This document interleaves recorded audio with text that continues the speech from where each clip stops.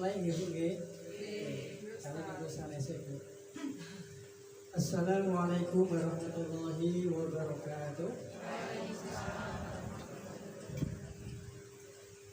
Alhamdulillahirabbil alamin wassalatu wassalamu ala asyrafil anbiya'i wal mursalin nabiyyina wa maulana Muhammadin wa ala alihi wa sahbihi ajma'in at-tahirin. Qala Allah ta'ala fi kitabihil karim ya ayyuhalladzina amanu taqullaha haqqa tuqatih wa la tamutunna illa wa antum muslimun. Allahumma faqihna fid din wa 'allimna at-ta'wil. Subhanaka la ilma lana illa ma 'allamtana innaka antal alimul hakim. Amma ba'du.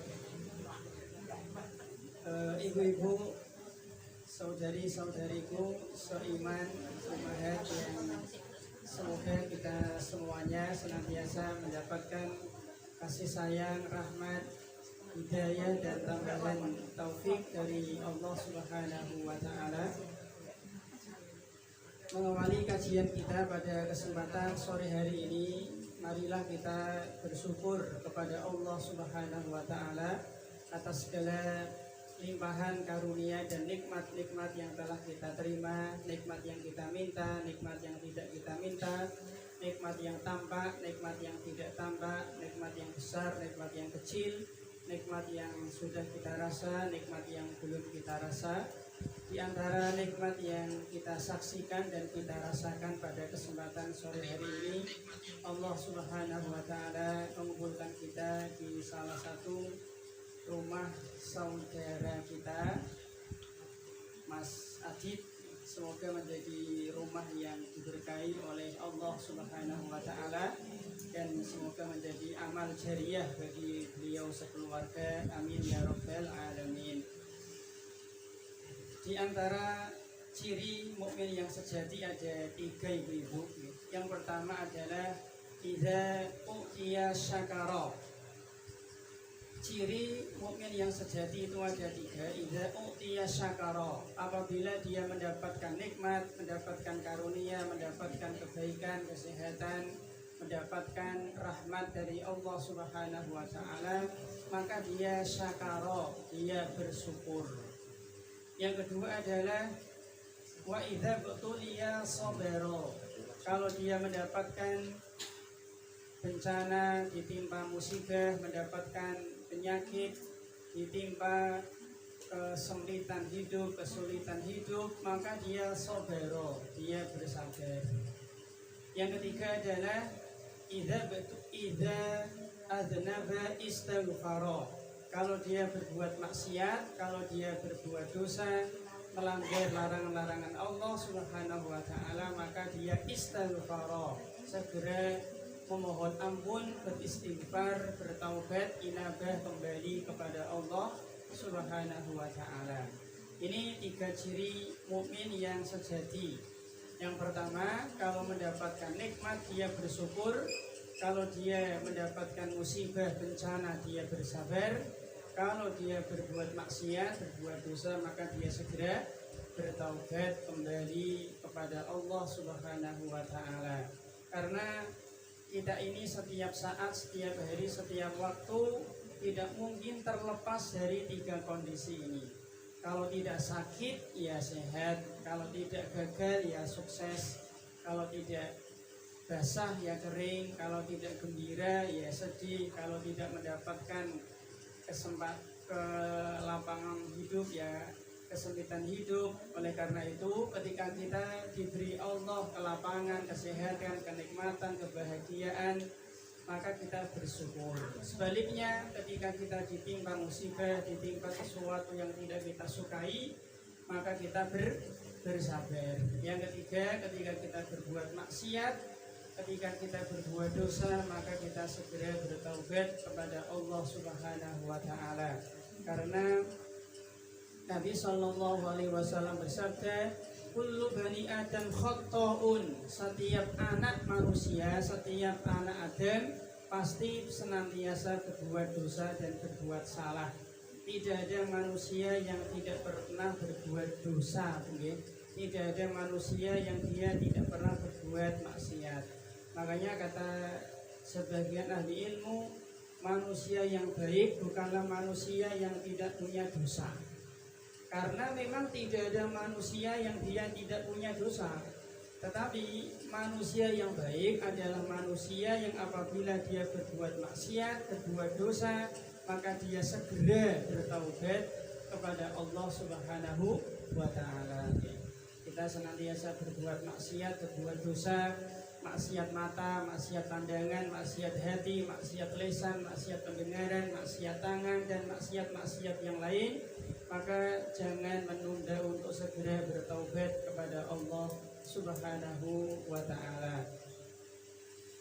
Baik jamaah yang semoga senantiasa dirahmati oleh Allah Subhanahu wa Ta'ala, salawat dan salam kita sampaikan kepada Nabi kita tercinta, Nabi yang kita imani, Nabi yang kita bela, Nabi yang kita harapkan syafaatnya di hari kiamat, Nabi Muhammad sallallahu alaihi wasallam beserta para keluarga, para sahabat, putra putri, istri-istri beliau, dan seluruh manusia yang berusaha mengikuti sunnah beliau dengan baik. Ibu-ibu yang berbahagia, tema kita pada kesempatan sore hari ini pertemuan pertama mungkin di majelis taklim peleburan ya. belum punya nama ya Mas? Oh belum ya.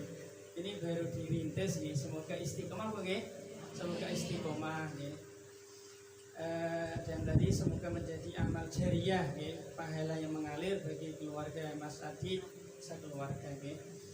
Tema kita pada kesempatan sore hari ini adalah mengais bekal untuk pulang Mas ya. Mengais bekal untuk pulang. Tema ini dari beliau mungkin dari Mas Adit, mengais bekal untuk pulang. Baik. Kata orang, mati adalah pulang. Kata orang, mati itu pulang. Jelas terus saya. Jelas mungkin, jelas mungkin. Kata orang, mati itu pulang. Dan ini benar. Ini ucapan yang benar. Karena memang dunia itu adalah darul bala. Dunia itu adalah negeri ujian, negeri cobaan, negeri yang sementara. Dunia itu negeri yang serba tidak jelas. Dunia itu negeri yang sangat tidak aman. Si A baru dilantik jadi bupati, besok kena stroke. Nah, itulah dunia. Si B baru menjadi orang yang sukses, baru sukses-suksesnya, baru tenar-tenarnya, baru jaya-jayanya, baru puncak-puncaknya karir, kena darah tinggi. Ada orang yang dia baru ngomong cucu, ternyata kena stroke misalkan. Ada orang yang dia baru lulus ujian, lulus kuliah, ternyata dia meninggal misalkan, kecelakaan misalkan, stroke misalkan, darah tinggi misalkan, atau yang lain. Intinya mungkin dunia itu negeri yang serba tidak aman. Dunia itu negeri yang sangat tidak aman, negeri yang serba tidak jelas. Oleh karena itu, kalau ada orang kok betah di dunia ini aneh. Tak tunggu gitu. Tunggu itu nggak apa-apa. Yang sepuh dikasih kursi mungkin unsur yang mungkin agak ngatang ya. Atau sepuh semua nih? Ya, yang semua di kursi Ustaz. Oke, monggo.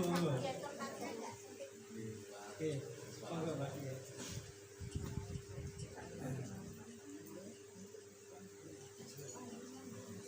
Pepet-pepetan mungkin nggak apa-apa nih mungkin. Baik. Jamaah yang semoga senantiasa dirahmati oleh Allah Azza wa Jalla. Kita ulang sedikit Bu. Dunia itu adalah negeri yang serba tidak jelas. Dunia adalah negeri yang sangat-sangat tidak aman. Tadi ada orang yang dia baru suksesnya ternyata dia kena stroke. Ada orang yang baru jaya-jayanya ternyata dia darah tinggi, ternyata dia penyakitan, ternyata dia dipecat dan seterusnya. Berbeda dengan akhirat, ya, berbeda dengan surga. Surga adalah tempat yang paling aman. Swarga itu tempat yang aman, yang seaman-amannya itu swarga. Makanya di surga itu tidak ada sakit. Ya, di surga tidak ada mati bahkan. Di surga tidak ada sedih. Di surga tidak ada busa. Tidak ada bu. Isi surga ya kenikmatan.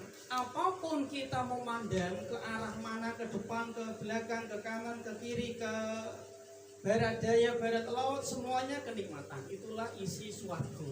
Itulah isi surga. Memandang ke atas, ke bawah, ke arah mana isinya kebahagiaan. Karena surga itu isinya adalah kebahagiaan. Dan Nabi SAW telah merangkum, meringkas nikmat surga. Nikmat surga kan banyaknya itu tidak terbatas, kualitasnya tidak terbatas. Jadi dari sisi jumlah tidak terbatas, dari sisi kualitas juga tidak terbatas. Jadi enaknya itu nggak bisa dibayangkan, lezatnya tidak bisa dibayangkan, karena kualitasnya tidak terbatas. Tetapi Nabi SAW merangkum nikmat surga menjadi 4. Yang pertama adalah manusia di surga itu tidak akan pernah mati. Berarti hidup terus. Berapa tahun Pak? Urip terus. Ada Bu. Makanya Allah Subhanahu wa taala berfirman di surat Ghafir ayat 11. Amat tanah senataini wa ahyai tanah senataini. Manusia itu akan mengalami 2 kematian dan 2 kehidupan. Jadi saya, jenengan itu akan mengalami 2 kematian dan 2 kehidupan. Di Ghafir ayat 11 ya. Kapan Pak kita mati? Mati pertama. Kita mati pertama adalah tatkala kita belum ada. Jadi ketika kita belum lahir, belum ada itu dianggap mati. Kemudian kita ada. Berarti hari ini itu adalah kehidupan yang pertama Bu. Sekarang kan kita hidup Bu. Ini adalah kehidupan yang pertama. Berarti kita sudah melewati kematian pertama. Lalu sekarang kita hidup. Nanti kita akan mati yang kedua. Kapan? Menunggu ajal. Lalu kita pindah ke alam barzah. Lalu kita hidup abadi selama-lamanya. Berarti kita itu mati, hidup, mati, hidup, abadi selama-lamanya. Dan setelah itu tidak ada kematian lagi, Ibu. Jelas ya? Makanya penghuni surga itu dia di surga kekal abadi selama-lamanya. Hidup terus, tidak ada ujung, urip terus. Yang pertama. Yang kedua, nikmat surga itu kata Nabi SAW adalah dia akan senantiasa sehat terus. Jadi urip terus, sehat terus. Gak ada sakit Bu, gak ada stroke, gak ada kolesterol, gak ada asam urat, apalagi corona gak ada. Yang ketiga di dunia itu akan bahagia terus. Bahagia terus, senang terus, guyu terus, bunga terus. Ada pertanyaan, Pak, si Fulan dia dulunya Nasrani. Si Fulan misalkan dulunya dia Nasrani. Kemudian keluarga besarnya ini semuanya Nasrani. Istrinya Nasrani, misalnya ibunya Nasrani, anaknya, cucunya, ibunya, bapaknya, kakeknya, buyutnya semuanya misalkan Nasrani. Hanya dia satu-satunya yang masuk Islam. Dia mu'alaf. Monggo Ibu, dinarak ya. Jadi menerima tamu Mas penjenengan. Enggak apa-apa nih. Semoga berpahala ya Mas. Tekan timur Pak. Anaknya. Ada Fulan mungkin ada seorang Fulan. Fulan ini keluarga besarnya misalkan dia Cina, semuanya Kristen, semuanya Nasrani. Tadi kan kafir gitu, non Muslim gitu. Hanya dia yang masuk Islam, mendapatkan hidayah, lalu dia mu'alaf masuk Islam. Anaknya, cucunya semuanya Kristen misalkan. Nanti di akhirat fulan ini dia masuk surga ibu-ibu karena dia masuk Islam. Ketika dia di dalam surga, dia melihat keluarga besarnya disiksa di neraka. Melihat istrinya, anaknya, cucunya, ibunya, bapaknya, kakeknya, pamannya, bibinya, tantenya, semuanya diazab, disiksa, dibakar di neraka. Dan dia lihat, dia menyaksikan. Pertanyaan, apakah si fulan ini sedih, Bu? Sedih nggak, Bu? Sedih, Bu? Dia melihat keluarga besarnya disiksa, dibakar, diazab, dipenuh malaikat, Apakah dia merasa sedih? Jawabannya tidak, ibu-ibu. Masa yang neraka sedih? Di neraka sedih, murung, rabuyan mangan, bukan surga itu. Masa di surga sedih? Enggak ada. Di surga itu isinya bahagia, bahagia, bahagia. Meskipun fulan ini melihat keluarga besarnya disiksa di neraka, dia bahagia. Dia senyum, dia tertawa. Kenapa, Bu? Karena hubungan kekerabatan, karena nasab, karena darah selesai di dunia. Satu-satunya hubungan yang akan abadi karena iman. Hubungan Pak D, Pak Le, Om, Tante, anak, cucu itu berhenti sampai di dunia. Makanya Nabi Nuh alaihissalam tidak bisa berjumpa dengan anaknya yang kafir, tidak bisa. Nabi Ibrahim tidak bisa bertemu di surga dengan bapaknya yang kafir, tidak bisa. Kenapa? Karena beda iman. Karena beda agama, maka yang satu di surga dengan penuh kebahagiaan, yang satu di neraka penuh dengan kesengsaraan. Ini yang ketiga nih. Jadi surga itu kata Nabi, penghuninya akan senantiasa bahagia, akan senantiasa gembira. Yang keempat, orang yang di surga itu akan senantiasa muda, ibu-ibu. Tidak ada tua. Jelas nih? Meskipun di surga hidup terus, makan terus, minum terus, tapi nggak akan tua. Nom terus. Tadi keempat hidup terus, sehat terus, bahagia terus, muda terus. Jenengan Bu di dunia kok punya 4 ini mesti bahagia. Mesti bahagia. Kurang salah satu nggak bahagia. Contoh, jenengan di dunia hidup.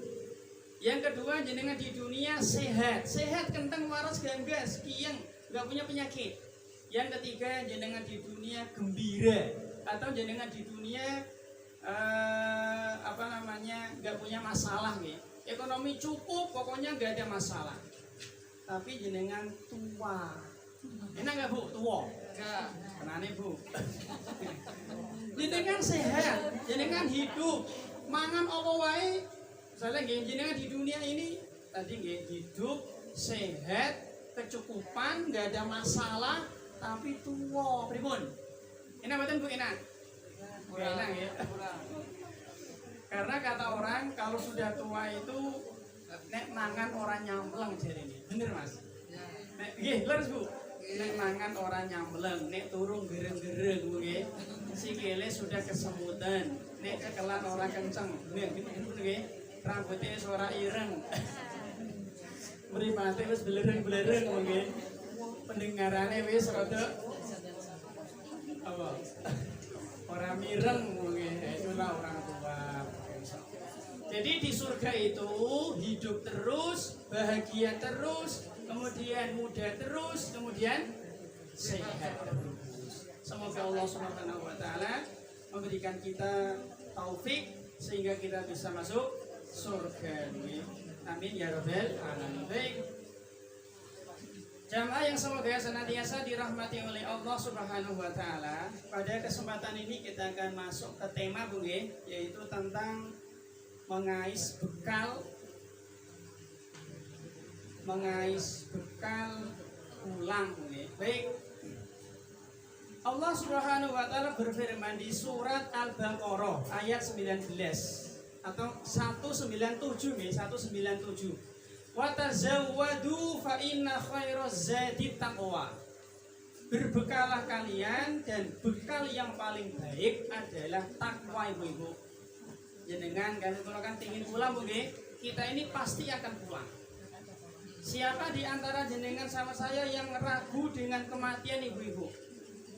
Kematian itu sesuatu yang pasti. Allah Subhanahu wa taala berfirman di surat Ali Imran ayat 185. Kullu nafsin dha'iqatul maut. Setiap yang punya nafas, setiap yang punya jiwa, setiap yang punya nyawa pasti akan merasakan kematian. Jin bakal mati, iblis bakal mati, manusia, hewan, termasuk malaikat. Semuanya akan merasakan kematian kecuali yang Allah kehendaki. Jelas begini? Jadi mati itu sesuatu yang pasti. Sesuatu yang pasti. Tidak ada manusia yang ragu. Dalil kematian sangat banyak. Ada 5. Ada 5 dalil tentang kematian. Yang pertama adalah dalil dari Al-Quran tadi, Ali Imran 185. Allah Subhanahu wa taala sudah memberi nas, ya sudah memberi nas bahwa manusia pasti akan mati. Kalau nimang cucu belum tentu. Ngomong anak belum tentu, bunge. Diri sudah belum tentu. Ada orang yang sudah siap-siap wisuda, tinggal esok hari sorenya mati. Mungkin. Ya, wisuda belum tentu ibu-ibu. Ujian skripsi belum tentu. Beli mobil belum tentu. Hari tua belum tentu. Pensiun belum tentu. Tapi kalau ajal kematian pasti. Kalian bu, kalau ajal kematian pasti ya. Ini dari Al-Quran ya. Yang kedua dari hadis. Nabi SAW bersabda, hadis riwayat At-Tirmidzi, statusnya hasan ya. Hadis hasan itu hadis yang bisa diterima karena derajatnya di bawah sahih. Kalau lemah nggak bisa ya. Kata Nabi SAW, al-kayyisu, orang yang cerdas itu siapa? Orang yang cerdas adalah man dana nafsahu. Orang yang cerdas bu itu punya 2 sifat. Orang yang pinter, orang yang cerdas dia punya 2 sifat kata Nabi. Yang pertama man dana nafsahu, orang yang dia mampu mengendalikan, menguasai, mengontrol hawa nafsunya. Malam-malam udan-udan mungkin sepi, gak ada orang, si fulan ini dia pingin minum khamar, ditahan, akhirnya dibatalkan. Ini orang yang cerdas, berarti dia mampu menguasai hawa nafsunya. Pun mungkin, pun manggon, mendul mungkin. Soalnya anu mungkin jenengan ngendikan, kalau ngomong mungkin kalau betul konsentrasi mungkin. Saya niku mungkin teng kelas, kalau kan guru mungkin teng kelas niku yang saya larang itu 1 tok di kelas nih.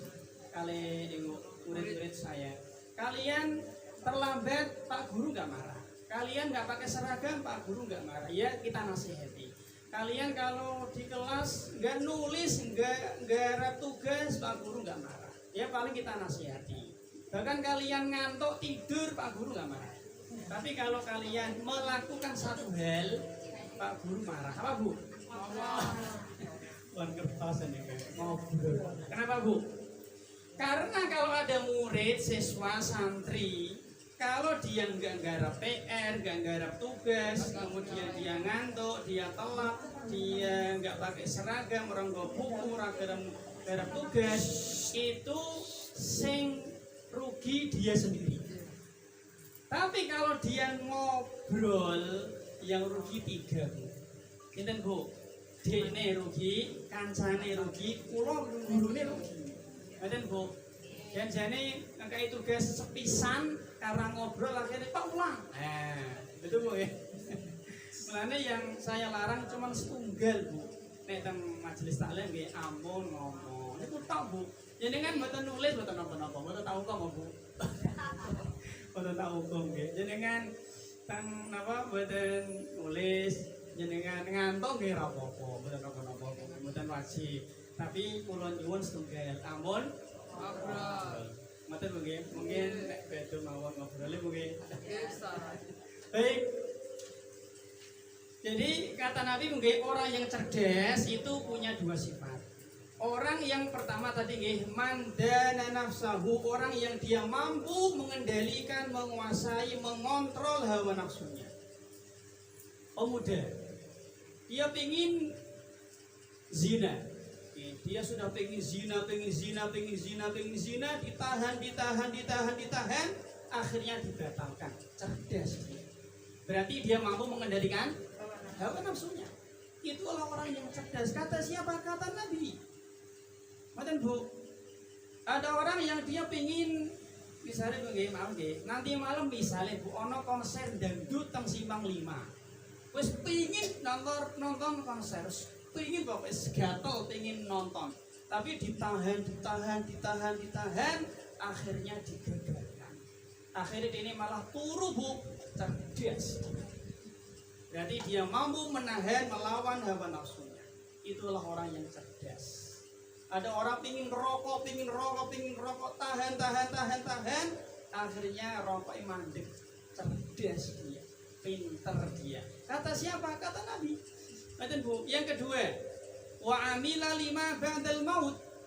Orang yang cerdas itu orang yang dia semangat untuk beramal, yang amal itu bermanfaat untuk sesuatu setelah kematian dia. Berarti dia beramal untuk akhirat, untuk kehidupan mahsyarnya, kehidupan barzahnya, kehidupan kuburnya. Mas, umroh yuk, semangat, ayo semangat. Mas, ngaji yuk, semangat. Mas, sedekah yuk, semangat. Mas, bantu korban bencana alam, semangat dia. Mas, nanti malam merontoi rambutannya Pak RT ya, enggak deh. Cerdas berarti dia. Mas, nanti malam nonton dangdut ya, nanti yang gondria, males deh. Kenapa Bu? Karena gak bermanfaat. Jadi dia itu semangatnya hanya beramal yang bermanfaat untuk akhiratnya, bermanfaat untuk setelah kematian dia, untuk alam barzahnya. Mas, nanti malam nonton drakor ya? Drakor Bu? Jangan pura-pura nggak tahu Bu. Males dia. Nonton dangdut, males dia. Nonton drakor, males dia. Rumping-rumping nganggur kosong, males dia. Tapi dijak itikaf, semangat dia.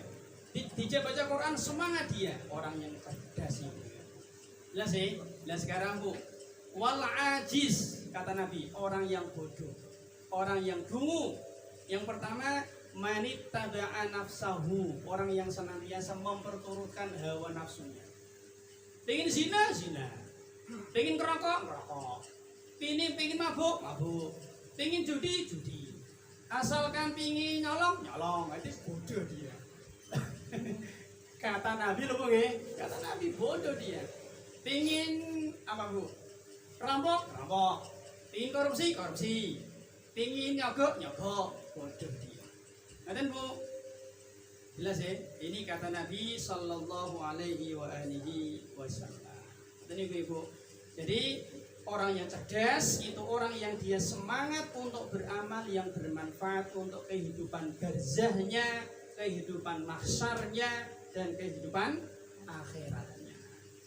Ada pertanyaan, kenapa sih orang yang semangat beramal untuk akhiratnya kok dibilang Nabi cerdas? Kenapa Bu?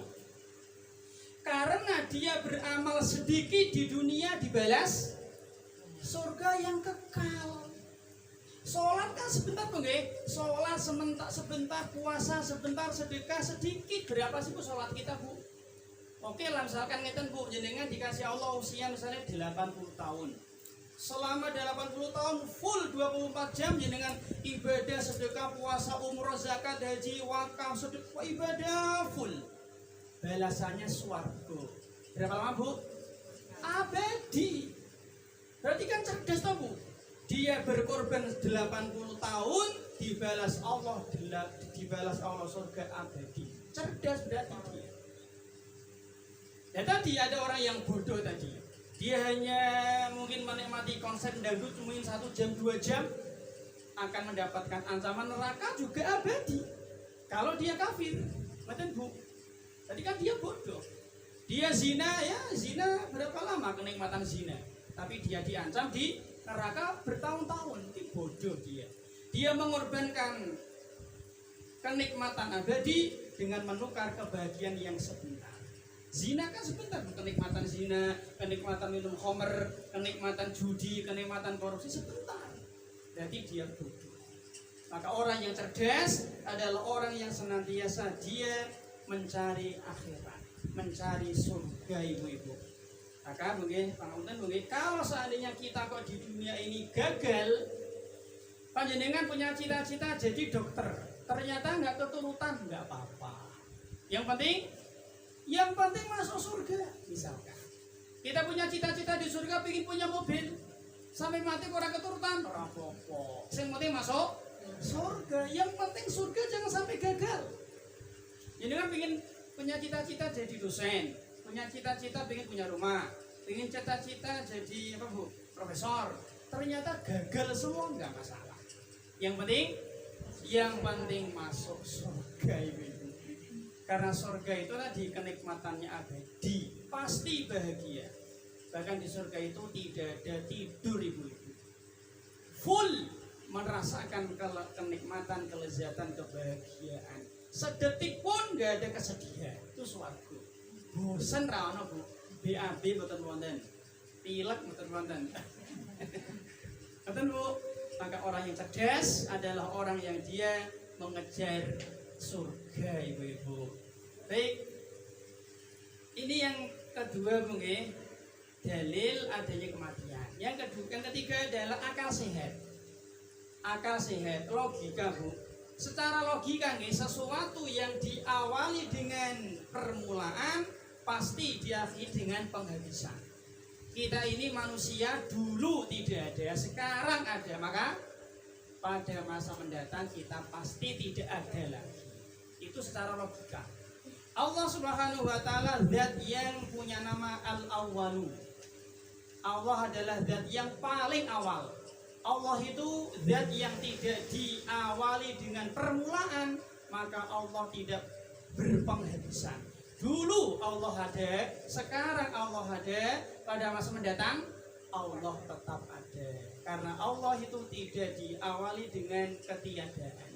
Allah punya nama Al-Awwalu, zat yang maha awal, dan Al-Akhiru, zat yang paling akhir. Dan yang keempat, dalil adanya kematian. Fitrah. Dalil fitrah nih.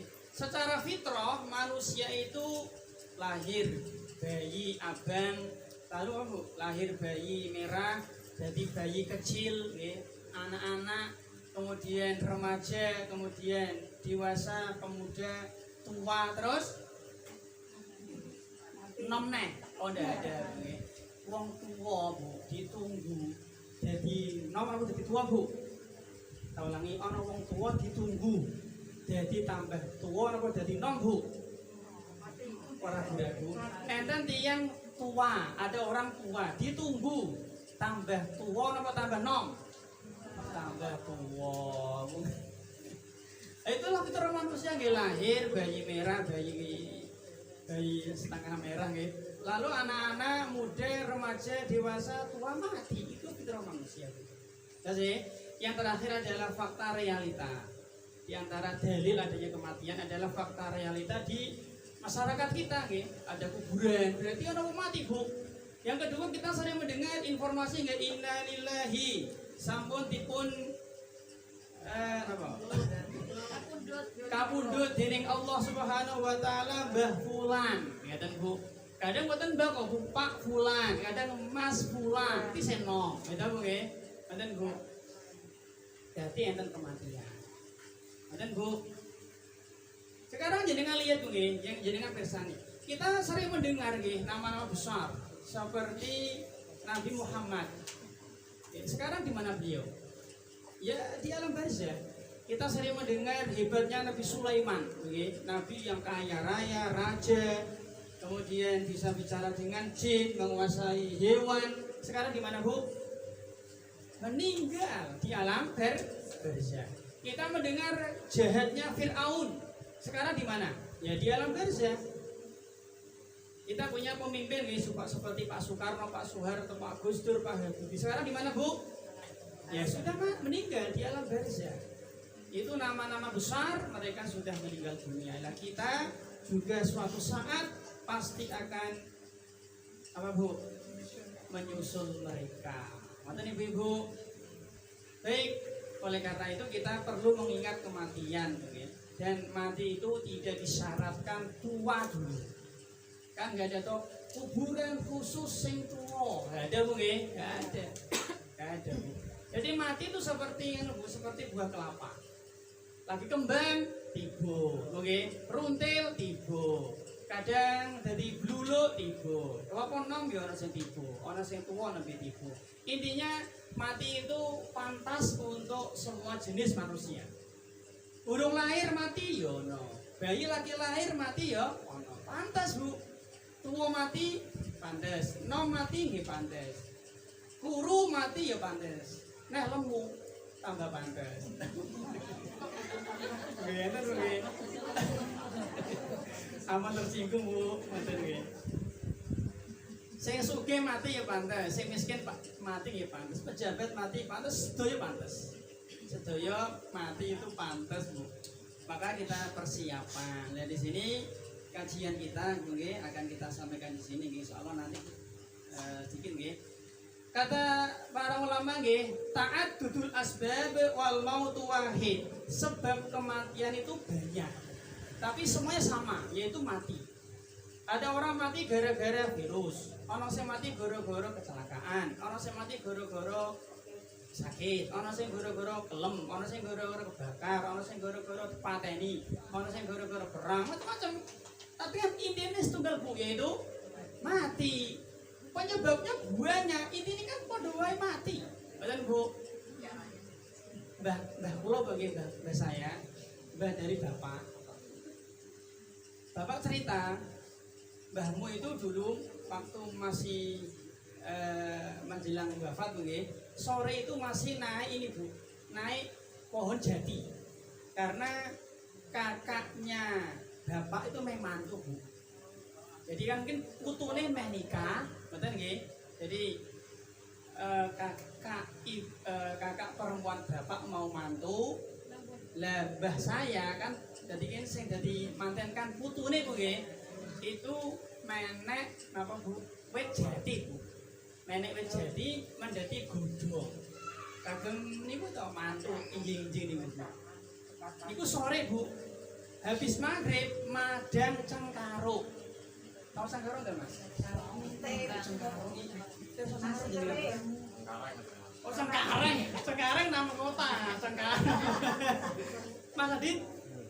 Ya Allah, orang ngerti Semarang ngerti Cengkareng. Enten sing ngertos Cengkareng Bu? Nah, inten Bu. Tapi jane yang kurang pas nih Bu. Tapi mirip jane. Cengkareng niku nganu Bu, karak. Sego mambu, terus dipepe bukan garing. Terus digoreng kalih ning nanangan. Jadi gorengnya mboten ngagem lengo, mboten Bu. Disangsang. Nah, ngoten lho Bu. Sego turah, dipepe kan garing Bu nggih, garing ngoten Bu. Terus digoreng teng nanangan. Jadi gorengnya mboten ngagem lengo, mboten Bu. Disasang Bu nggih. Nah niku namine Cengkaruk Bu. Kan atos Bu nggih. Atos niku Bu, wong sego garing lho Bu, atos niku. Lah mbah kula niku dahar Cengkaruk Bu kali ngobrol, keselek meninggal. Insyaallah nggih, gampang Bu. Padahal besok putune aja menikah niku. Niki kisah nyata nggih. Artinya memang sebab mati itu banyak, tapi intinya satu, kematian.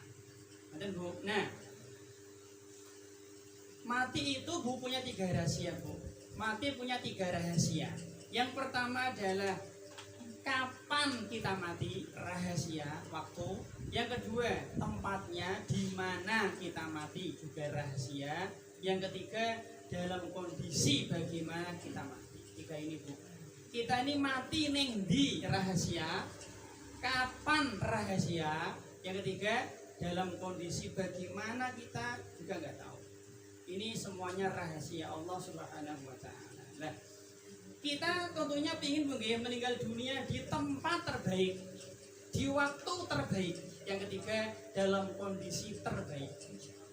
Kita ingin meninggal dunia di tempat terbaik seperti di kota suci. Ini kan kita angel Bu nggih. Soalnya apa Bu? Jenengan kan wong Semarang Bu. Umroh haji kan yo jarang toh Bu nggih? Jarang, sulit. Ya mungkin bisa, tapi sulit. Kalau kita ingin meninggal dunia di tempat yang tempat suci, tempat Mekah Madinah sulit, nggih, sulit Bu. Yang kedua kita ingin meninggal dunia di waktu yang mulia seperti hari Jumat. Ini pun ya agak sulit karena Jumat kan sepekan sekali Bu nggih. Agak sulit memang. Karena memang ada dalil khusus nggih tentang keutamaan orang yang meninggal dunia di hari Jumat atau di malam Jumat. Orang yang mati di malam Jumat atau di hari Jumat itu dia tidak mendapatkan fitnah kubur. Jadi ada fitnah kubur, ada siksa kubur. Maksud dua nggih. Fitnah kubur berarti pertanyaan kubur. Berarti dia tidak ditanya. Tidak ditanya man rabbuka, man nabiyuka, man dinuka mboten. Ya otomatis insya Allah kalau dia tidak mendapatkan fitnah kubur, otomatis insya Allah tidak mendapatkan siksa kubur. Ini keutamaan orang yang meninggal dunia di hari Jumat. Ini kan juga agak susah Bu nggih, karena sepekan kan sekali Bu nggih. Yang ketiga Bu, ini yang sangat memungkinkan kita usahakan, yaitu meninggal dunia dalam kondisi terbaik. Betul Bu, ini yang sangat kita mungkin bisa kita usahakan itu yang ini mati dalam kondisi terbaik. Bagaimana Pak mati dalam kondisi terbaik Bu? Mungkin sering kita sampaikan Bu nggih. Mati dalam kondisi terbaik itu adalah mati ketika kita tidak membawa dosa. Makanya salah satu ciri mati baik, salah satu mati yang bagus, husnul khotimah itu adalah seseorang yang mati dalam kondisi tidak membawa dosa besar. Tahu lagi begini? Ciri mati baik, ciri mati husnul khotimah adalah mati tidak membawa dosa. Contoh, si A hari Sabtu zina, Ahad taubat, Senin mati, maka dia dihitung mati husnul khotimah karena dia sudah bertobat. Jelas Bu? Si B hari Ahad zina, Senin mati, berarti dia mati membawa dosa zina, dia dihitung mati su'ul khotimah, alias dia mati buruk, mati jelek, dia terancam masuk neraka. Betul Bu? Jadi kondisi mati yang bagus itu adalah di saat kita tidak membawa dosa Bu. Ini kan bisa kita usahakan Bu. Bagaimana caranya Bu agar kita mati nggak bawa dosa Bu? Yang pertama segera bertaubat. Jelas ya, segera bertaubat. Makanya taubat itu ibadah yang tidak boleh ditunda. Saya ulangi, taubat itu ibadah yang tidak boleh ditunda.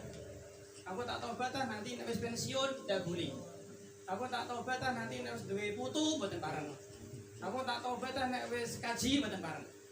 Karena taubat itu ibadah yang tidak boleh ditunda, disegerakan. Segera bertaubat kepada Allah Subhanahu wa taala atas segala maksiat-maksiat yang telah kita lakukan itu. Siapa Bu di antara kita yang enggak punya dosa? Tadi kata Nabi, semua manusia pasti punya dosa. Itu loh Bu, manusia punya dosa itu seperti makan dan minum. Selama dia bernama MANUSIA, dia pasti makan dan minum. Gimana Bu? Ya sama, selama dia bernama MANUSIA, dia pasti berbuat dosa. Meskipun dia ulama, dia gus, dia kiai, dia habib, dia ustadz, pasti Bu. Nanti ibu-ibu ada orang, contoh ada orang, si Fulan ini selama 10 tahun, dia aktivitasnya itu hanya 2 tempat, rumah ke masjid bertahun-tahun, 10 tahun. Dari kita mulai nih, dari jam 2 malam. Fulan ini jam 2 malam bangun, sholat malam tahajud 11 rakaat seperti Nabi. Kita boleh 8 rakaat tahajud, 3 witir, 11. Setelah itu dia doa, dia dzikir, dia wirid, baca Quran dan seterusnya sampai subuh. Lalu subuh dia ke masjid, Bu. Qobliyah subuh, kemudian dia sholat subuh berjamaah. Setelah sholat subuh berjamaah dia dzikir, baca Quran, dzikir pagi dan seterusnya sampai kira-kira jam 8 pagi. Dan Bu, lalu dia pulang ke rumah. Sampai rumah dia sarapan, beres-beres apa rese-rese mandi dan seterusnya, lalu dia tidur. Dan Bu, lalu dia sholat duha sampai jam 10. Lalu dia tidur sampai jam 12. Jam 12 zuhur ke masjid lagi, sholat ba'diyah, qobliyah, zuhur dan seterusnya sampai ngasar, Bu. Ngasar, sholat ngasar di situ, bareng ngasar baru pulang. Sampai rumah makan, istirahat sebentar, beres-beres, mandi, maghrib neng masjid meneh nganti isya. Ngaten Bu nggih. Isya salat isya ba'diyah zikir rampung bar pulang. Sampai rumah jam 8 lalu tidur. Bangun jam 2 seperti itu terus 10 tahun. Lalu dia merasa enggak punya dosa. Apa dosa, Mas? Ini sombong itu. Ini sombong. Jelas begini sombong. Mana dosaku? Aku tiap hari sholat loh, zikir loh, baca Quran. Aku nggak zina, nggak minum khamr, nggak judi, nggak korupsi, nggak malsunota, nggak riba, nggak mana. Apa dosaku, Mas? Ini sombong itu. Memang secara zahir, secara kasat mata, secara tampak manusia memang dia nggak zina. Oh dia cuman masjid omah apa ya? Nanti Bu ya? Kira-kira dari mana Bu? Dosanya Bu? Dari mana? Di situ ada barangkali Bu nggih. Kan ada dua amal Bu nggih, ada amal lahir, ada amal batin, amal hati Bu. Mungkin nggak Bu ketika dia beribadah itu ada riya, ingin pamer? Sangat mungkin. Dan riya tempatnya di mana Bu? Di hati. Yang tahu siapa ya dia sendiri. Orang lain ya nggak tahu wong riya kok. Amal hati kan rahasia. Ada ujub, ada sombong, merasa bangga. Lah ini apa? Ini maksiat, ini dosa. Maka jangan sampai kita merasa tidak punya dosa. Ya, karena tadi guys, sebagian orang itu kan menyangka dosa ki mau limo Mas. Pokoknya yang ora mau limo ora duwe dosa. Aku ora maling, ora madon, ora minum, ora mabuk, ora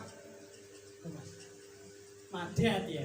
Berarti enggak punya dosa dong. Nah, sombong dia. Kata Bu, jadi jangan sampai kita merasa tidak punya dosa. Apalagi kalau kita cek masa lalu kita, masa silam kita. Ya mungkin adalah di antara jenengan ketika masih muda, sholatnya bolong-bolong. Enten Bu? Jujur Bu. Nah mungkin waktu masih SMP, waktu masih nakal mungkin pernah nakal enten Bu? Pernah apa sering? Nah, jujur Pak. Waktu masih SMA, waktu masih kuliah dulu gitu, kadang nyontek. Gitu betul nggih? Kita Bu nggih. Kadang nyontek, kadang sholat bolong-bolong. Waktu kuliah malah ora sholat, jadi manten malah ora sholat. Lah ini waktu ke imam malah ora sholat. Ya ada yang ninggal poso Bu nggih. Puasa Ramadan, haid 7 hari utang ora dibayar. Enten Bu? Enten. Tiang rawo. Tahu ya Allah disuteng Mas. Ada sebagian orang di teng kantin, njebuk gorengan 5 ngomongnya 3. Enten Bu? Ada lagi Mas, dipoto Mas wonge. Ya Allah nggih. Numpak angkot orang bayar enten Bu? Oh ada lagi ya ono kabeh Mas ya Allah. Berarti jenengan kali kula dosane kathah Bu. Ngoten Bu nggih? Maka segera bertaubat kepada Allah Subhanahu wa taala. Jangan merasa enggak punya dosa. Oke? Ya namanya orang punya masa lalu Bu nggih, dan itu loh Bu. Jenengan tidak usah putus asa dengan rahmat Allah nggih. Pak aku mbiyen pernah korupsi, pernah pas waktu masih dinas pernah ambil kertas kantor, pernah ngeprint kantor orang bayar, pernah ambil pulpen kantor, pernah korupsi waktu, korupsi ini, korupsi itu, mau sonota, mau ini, misalnya begini, pernah nggak sholat, pernah nggak puasa Ramadan. Jangan khawatir. jenengan masih hidup, ada kesempatan untuk memperbaiki diri. Segera bertaubat kepada Allah Subhanahu wa taala, Bu. Nah, setelah bertaubat yang kedua, Bu, lakukan konsekuensi taubat. Ada dua, Bu, ya. Taubat dan konsekuensi taubat. Ngerti, Bu? Contoh ada preman. Preman ini pakai tato. Lalu dia taubat, bagus. Kurang satu, Mas. Lakukan konsekuensi taubat. Apa itu? Hapus tatonya. Jelas, Bu, ya? Panjenengan waktu masih dinas, misalnya waktu masih kerja di kantor pernah nyolong, ya, pernah ambil kertas kantor, pernah ambil ini ngomong, nanti nggak, Bu? Ya Allah, Bu, ya. Nah, sekarang sudah bertaubat, lakukan konsekuensi taubat, yaitu kembalikan. Nanti, Bu, kembalikan ke kantor. Lupa, ya Allah. Ini kan waktu masih SMP, ya, ambil gorengan 10 nih kantin, ngambilin juga 10, ngomongnya telu. Nah, berarti kan itu kan haram, Bu, ya. Sekarang sudah taubat, ini dengan balik nih sekolah lawas, Bu. Pak Bon, aku dia pernah bertobat, terus meninggal. Kalau meninggal dunia, berikan kepada ahli warisnya, Bu. Jadi nggak jangan pura-pura cari alasan, Bu. Kalau nggak tahu jenengan bersedekah. Bersedekah senilai gorengan pitu tadi mungkin. Zaman bulan yang diambil. lahir ya. Tahun 95. Bu, gorengan setengah pinten, Mas? 500. 500 belum, Bu. 95 kok. 95 ya selawe ya mungkin. Selawe, tahu selawe ya, Mas? Tahu ya? Bu, jadi udah ngalami selawe, Bu, nggih? Saya ngalami selawe berarti wis tuwa. Selawe mungkin gorengan setunggal nggih, selawe 50. Tahu 50 enggak, Mas? Tahu ya saya. Selawe tahu ya 25. Kacer. Tahu kacer ya, Mas? Kacer. Mangpi. 5 rupiah nggih, kacer 5 rupiah. Kacer bolong, Bu, nggih. Nah, kalau zaman segitu gorengan siji selawe, ping 7 pinten, Bu? Lah nanti diganti. Kalau sekarang berarti di apa jenenge? Dalam bukan dikalkulasi, disamakan dengan harga sekarang. Kalau sekarang kan gorengan 1000 nggih, berarti 1000 ping 7. Pak, ini Pak ganti 7.000, Pak. Nah, tahun piro, Bu? Mbak, tahun 95. Nah, sekarang mas duwe cucu. Betul nggih? Taubat dan konsekuensi taubat. Ada koruptor, dia taubat dari korupsi, bagus. Yang ngejolali. Satu lagi, Mas, kembalikan uang yang Anda korupsi. Itu namanya konsekuensi taubat. Jangan sampai kita taubat dari korupsi, duitnya dipangan terus. Ini taubatnya belum sempurna. Dalam? Ya diganti, Bu, ya diganti. Daripada nanti ganti di akhirat, kan pakai pahala. Diganti di dunia. Nanti Ibu. Baik, jamaah yang semoga senantiasa dirahmati oleh Allah Subhanahu wa taala, nggih. Jadi tadi, Bu, nggih, mati yang baik itu adalah mati dalam kondisi tidak membawa dosa itu. Ada pertanyaan, Bu? Ada pertanyaan. Orang kafir, sekedar Bu Derek, dari saya nih. Orang kafir, orang non muslim, Bu, apakah bermaksiat, Bu? Apakah orang kafir itu pernah berbuat maksiat? Contoh, sekarang ngeten. Panjenengan punya tetangga, misalnya punya pendeta Nasrani, misalnya Bu, jenengan punya tetangga pendeta Nasrani.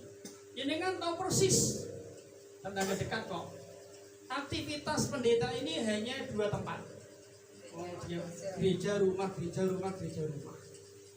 Dan dia nggak pernah nyolong, nggak pernah korupsi, nggak pernah palsu data, nggak pernah zina, nggak pernah makan babi, nggak pernah minum homer, nggak pernah dangdutan, nggak pernah. Satu kampung, satu perumahan mengatakan ini pendeta jos, pendeta baik misalnya. Satu perumahan mengatakan ini pendeta bagus misalnya. Pertanyaan, apakah pendeta ini berbuat maksiat? Nyolong nggak pernah, lobo korupsi nggak pernah, minum khamr nggak pernah, makan babi nggak pernah, dangdutan boten nate. Apakah pendeta ini pernah berbuat maksiat?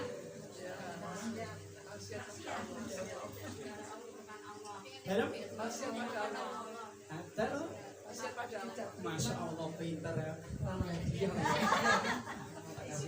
Transfer aja Ustaz. Kunci ojo nih. Tak kasih tisu yo sakit Mas Adit nanti jangan ya. Ikan buahku. Aduh ya bismillah. Kalau Bu diunjuk nggih? Bu. Semua orang kafir pasti berbuat maksiat, pasti. Tidak ada orang kafir, tidak ada orang non-muslim yang tidak berbuat maksiat. Bahkan orang kafir itu dia berbuat maksiat terbesar. Apa itu, Bu? Syirik tadi. Pendeta ini dia punya dosa terbesar. Pendeta ini dia punya maksiat terbesar, yaitu dia meyakini Yesus anak Allah. Apa ini, Bu? Maksiat terbesar. Artinya kalau dia mati, dia pasti mati jelek. Pasti mati su'ul khotimah. Kenapa?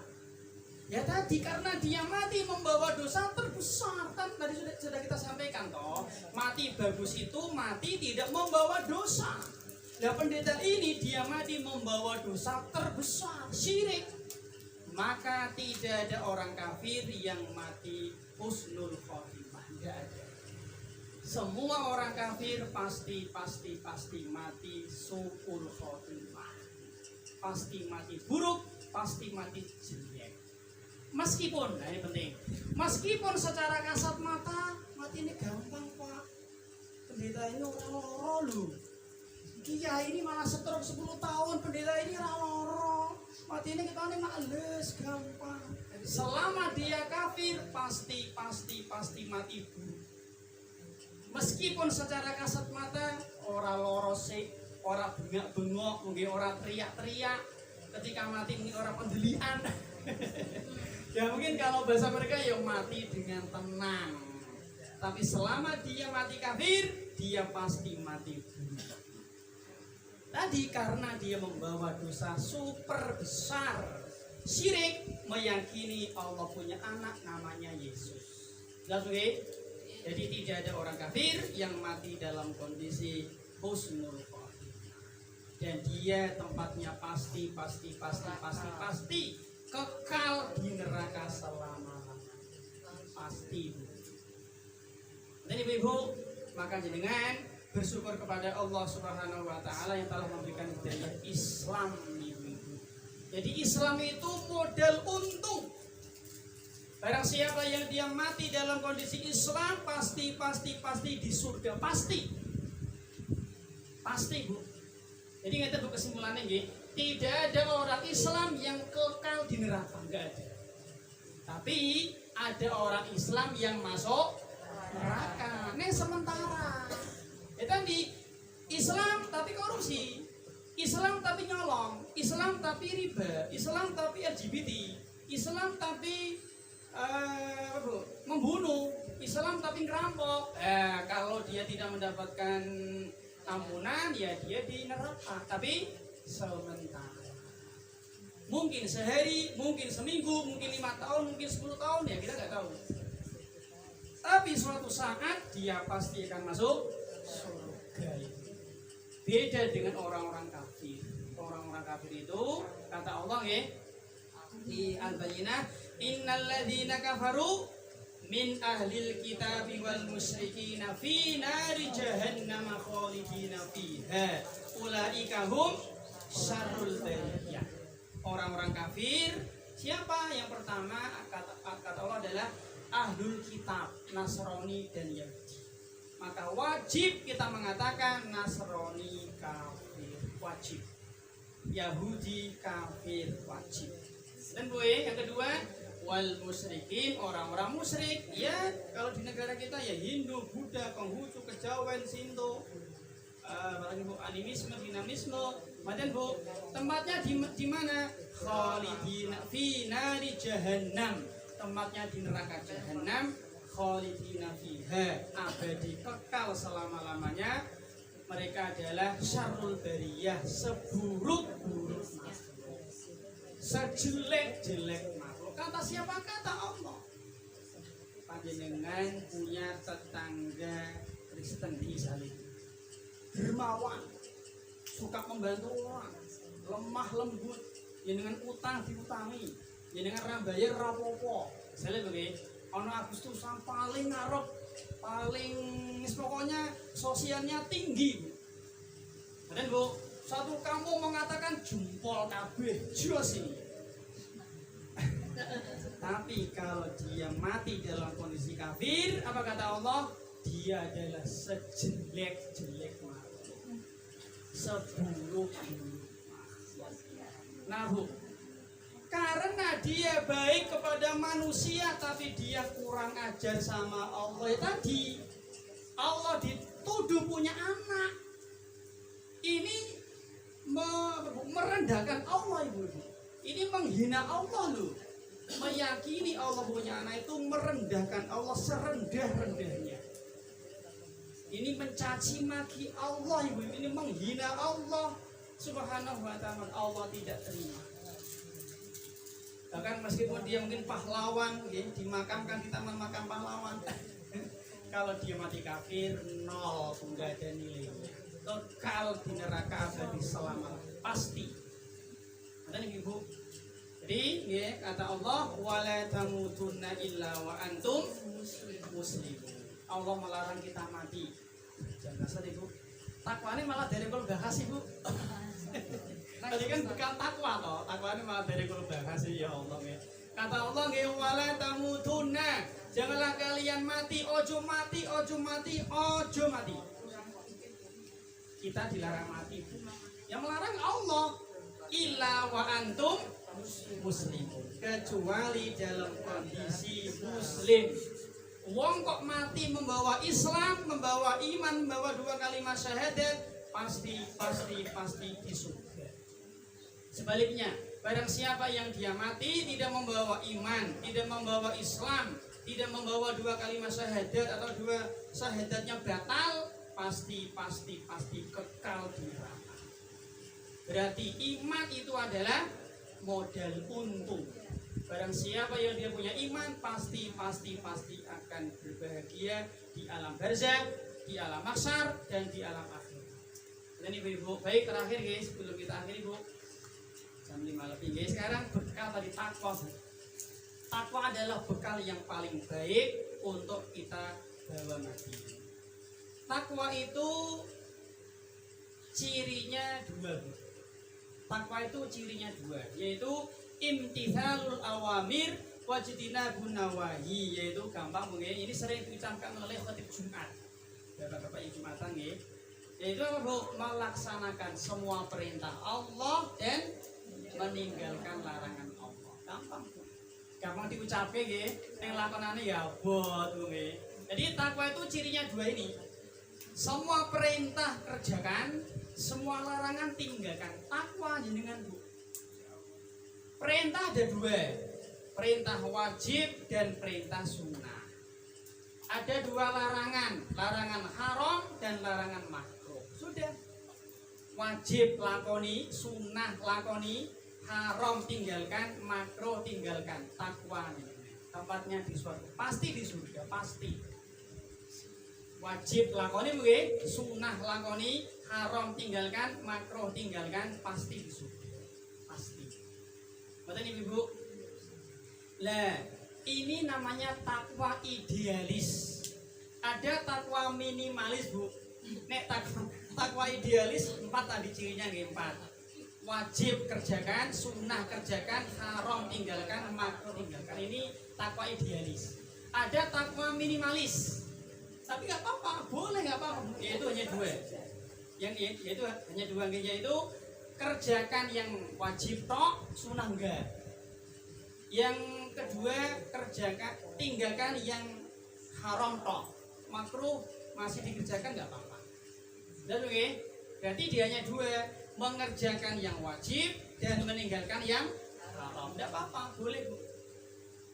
Panjenengan hari Ahad, hari Minggu pagi, sehat, luang, sempet, nganggur, kosong, melompong, tapi jenengan tidak sholat duha. Boleh nggak Bu? Boleh. Bu. Jenengan nganggur loh, kosong, melompong, sehat walafiat. Jenengan sengaja tidak sholat duha. Boleh nggak Bu? Boleh. Berarti minimalis itu Ustaz. Boleh, kan sunnah toh. Halo Bu, boleh nggak apa-apa. Besok nggih hari Senin. Jenengan Senin besok nganggur di rumah, cuman ngomong anak prok, masak pembantu, nyapu pembantu, ngepel pembantu. Kalau jenengan cuman kayak ratu tuh, ngomong anak prok. Ini jenengan nggak mau puasa Senin, boleh? Boleh. Ada orang Bu, selama hidup hanya sholat wajib tok, zuhur, asar, maghrib, isya, subuh tok til Bu. Badiah mau, qobliyah mau, duha mau, tarweh mau, witir mau, sholat hari raya mau, sholat istikharah mau. Pokoknya sholatnya 5 waktu tok til, boleh? Boleh. Jadi dia takwa minimalis. Boleh nggak masalah? Boleh. Ada orang selama hidup hanya puasa Ramadan tok til. Sana Kemis mau puasa Syawal, mau puasa Arafah, mau puasa Tasyrik, mau puasa Asyura, mau puasa Daud, mau nggak apa boleh? Boleh apa-apa. Ya sih.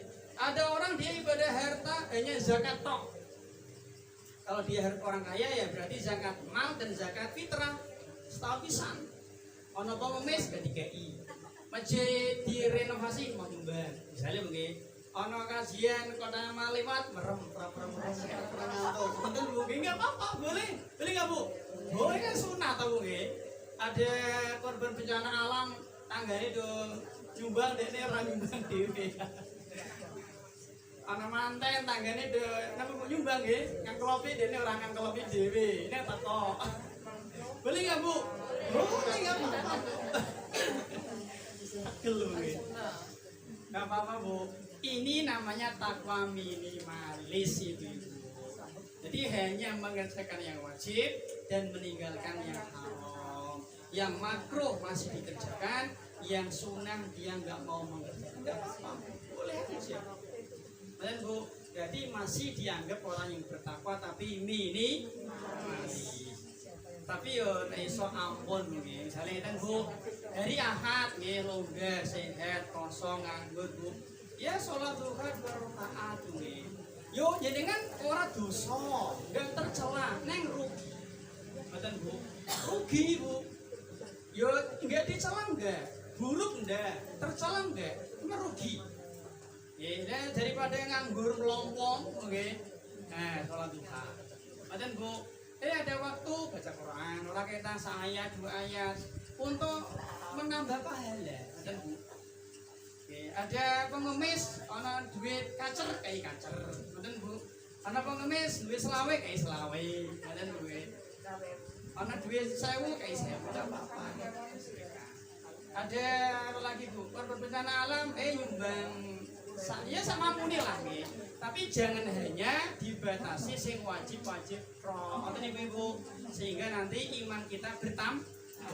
Bu, jangan tidak butuh pahala Bu. Tenane Bu, untuk apa pahala Bu?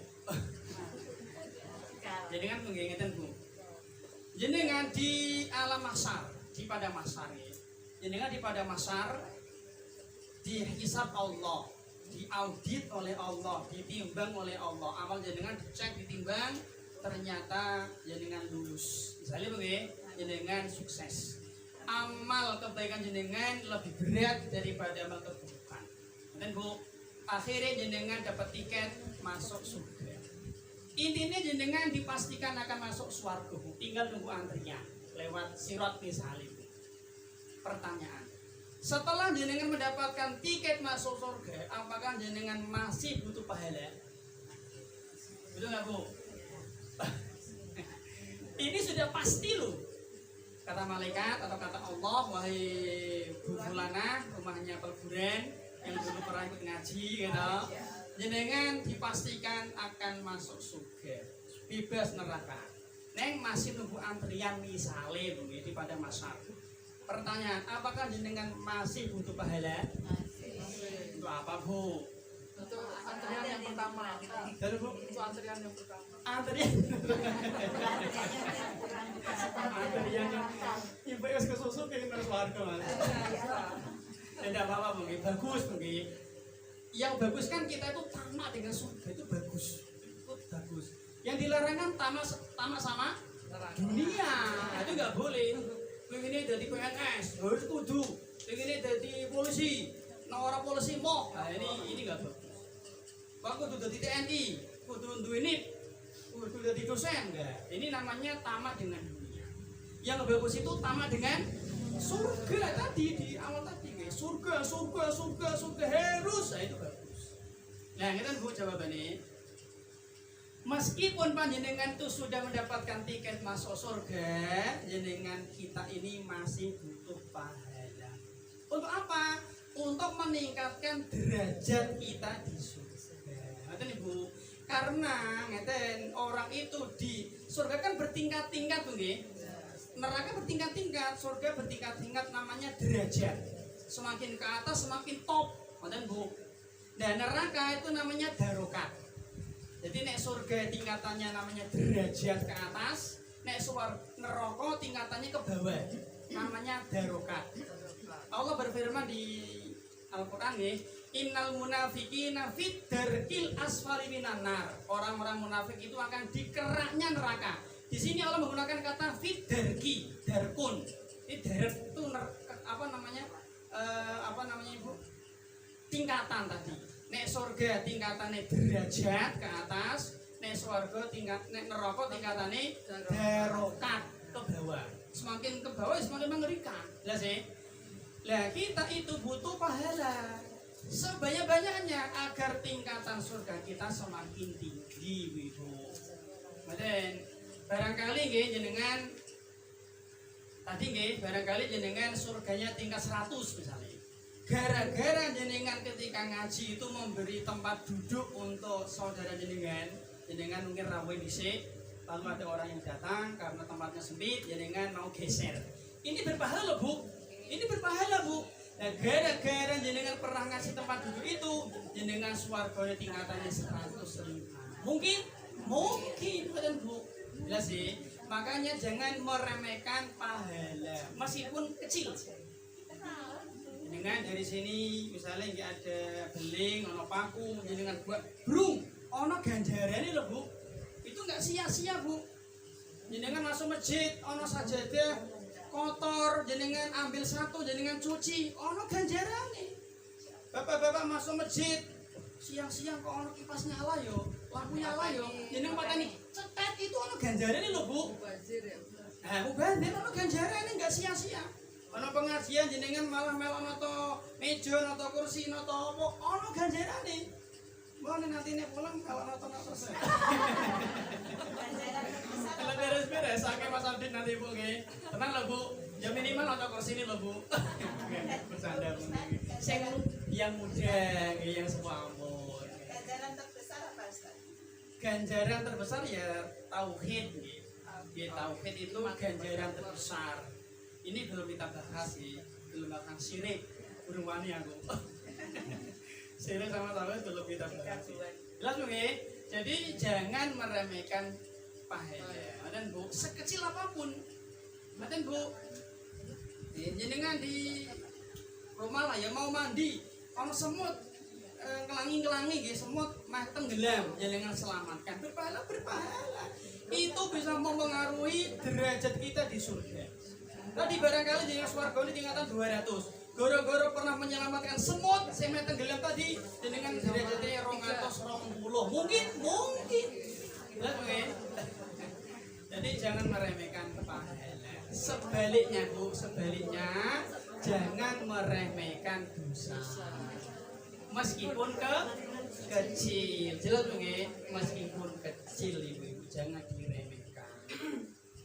Si fulan Bu.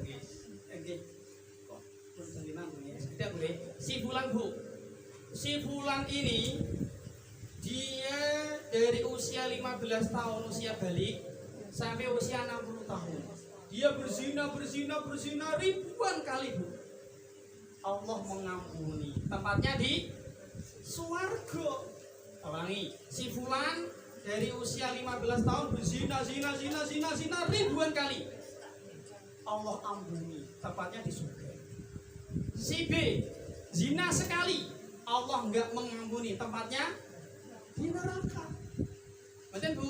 Si A minum khamr sak gentong tiap hari, sak gentong, mabuk teler, mendem sampai puluhan tahun. Allah mengampuni, swarga dia. Si B minum khamr cuma sak sendok, Allah enggak mengampuni, tempatnya di neraka, Bu. Makanya di sini itu kita jangan sampai meremehkan dosa. Alah cuman riba 1%, Mas. Nah, ini meremehkan namanya. Cuman makan minum khamr sak sendok, sak tetes, enggak boleh. Kalau tidak diampuni oleh Allah, tempatnya di neraka. Dan itu mungkin. Dan oke. Demikian nggih, karena sudah karena juga telan nggih, karena sudah ngantuk barang. Mungkin kita sambung pada pertemuan berikutnya. Ini sebenarnya ya nggak apa-apa, kita anggap selesai mungkin.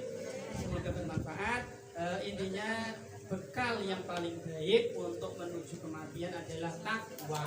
Tadi mungkin yang wajib kita kerjakan, yang sunnah kita kerjakan, yang makruh kita tinggalkan, yang haram kita tinggalkan. Maka kita akan mendapatkan balasan hadiah surga dari Allah Subhanahu wa Ta'ala. Jangan dibalik, mungkin jangan dibalik, Bu. Wajib ditinggal, sunnah ditinggal, makruh dikerjakan, haram dikerjakan. Ya alaman terokok atau, Bu? Jelas sih, ini kebalikan. Boleh, Mas?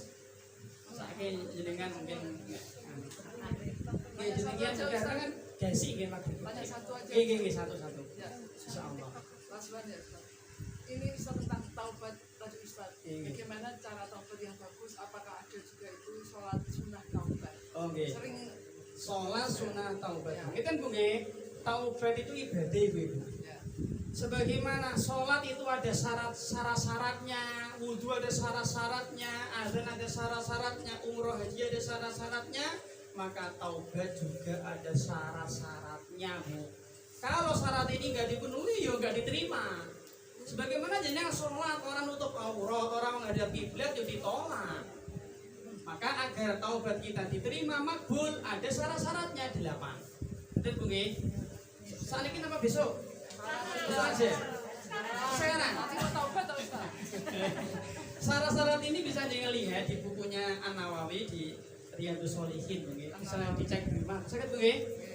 Betul gak ada buku nih? Oh, betul. Yang pertama Bu nggih harus muslim. Ada 8 syarat bertaubat. Yang pertama muslim. Ada orang kafir, dia bertaubat dari zina nggak diterima. Harus muslim dulu syaratnya. Yang kedua ikhlas. Ikhlas itu mengharap pahala, pujian, sanjungan, ridho Allah. Ada orang dia taubat dari riba karena ewo sama Pak RT, ewo sama tetangga, nggak enak sama ustadz, nggak diterima. Mas jenengan sekarang nggak makan riba, keluar dari bank ribawi. Enak aku sama mertua. Jadi berarti bukan karena Allah itu. Ya jenengan sekarang nggak zina Mas. Kata dokter kena penyakit liver atau kena HIV, berarti dia berhenti zina karena dokter, ini nggak diterima. Dan bagi ikhlas sih. Yang ketiga adalah menyesal, anadam. Menyesal di hati, nggak menyesal. Ya nggak ingat tuh nangis deh nih. Ya Allah, aku lihat waktu masih SMP tinggal sholat waktu kemah, dia nangis, sedih dia, menyesal. Waktu masih SMP aku biar malah nyolong gorengan 5. Naik angkot dengan bayar, menyesal dia. Yang keempat, mengakui kesalahan dia di hadapan Allah Subhanahu wa Ta'ala. Mengakui dia. Yang keempat, Bu. Yang kelima adalah tidak mengulang. Bertekad untuk tidak mengulang. Kata bukan kalimat Bu. Bukan tidak mengulang, bukan. Bertekad untuk tidak mengulang. Artinya ingat, kalau dia sudah tobat dari makan, dari apa ya, misalkan dari nyogok, kok nanti suatu saat nyogok meneh, nggak masalah. Sebenarnya yang penting waktu tobat yang pertama ini dia ada tekad untuk tidak mengulang. Paham betul Bu? Beda nggih antara tidak mengulang dengan bertekad untuk tidak mengulang nggih. Karena kita kan lemah nggih kadang ini tobat dari nonton film porno. Saiki nonton meneh.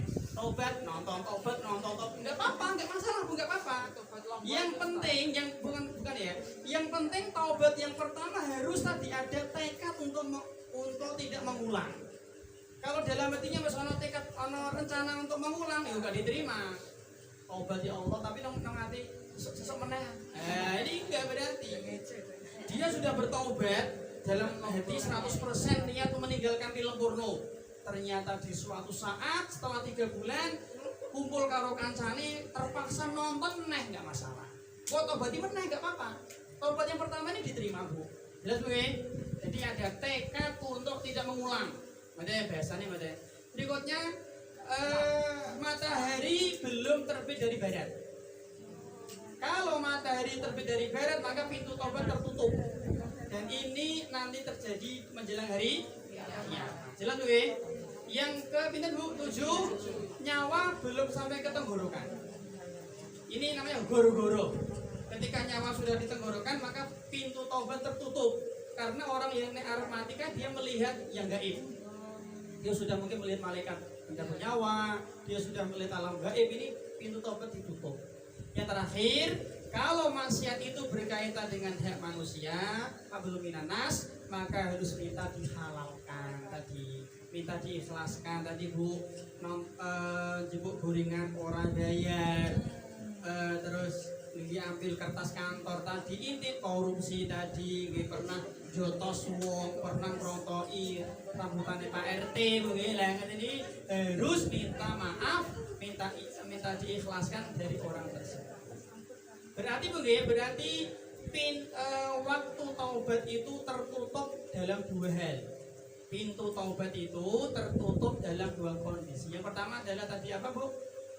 Matahari belum terbit dari barat. Yang kedua, nyawa belum sampai ke tenggorokan. Hari ini kita masih sehat, masih hidup. Yang kedua, matahari terbit dari timur, Bu, masih Bu. Berarti untuk kita pintu taubat masih terbuka. Maka segera bertaubat kepada Allah agar kita bisa meninggal dunia dalam kondisi husnul khotimah. Dan Bu, tentang sholat taubat yang Allah ya. Nah, sholat taubat ini dia enggak syarat, tapi dia penyempurna. Ada, tapi dia penyempurna. Artinya nek jenengan taubat 8 ini dipenuhi, tapi jenengan enggak sholat taubat enggak apa-apa. Tapi dia penyempurna, Bu. Biar semakin sempurna, maka jenengan iringi dengan sholat taubat 2 rakaat, boleh siang, boleh malam. Ngerti Ibu? Tata caranya sama dengan sholat yang lain. Pripun? Kalau yang tadi ambil makanan masih waktu kecil, Nah.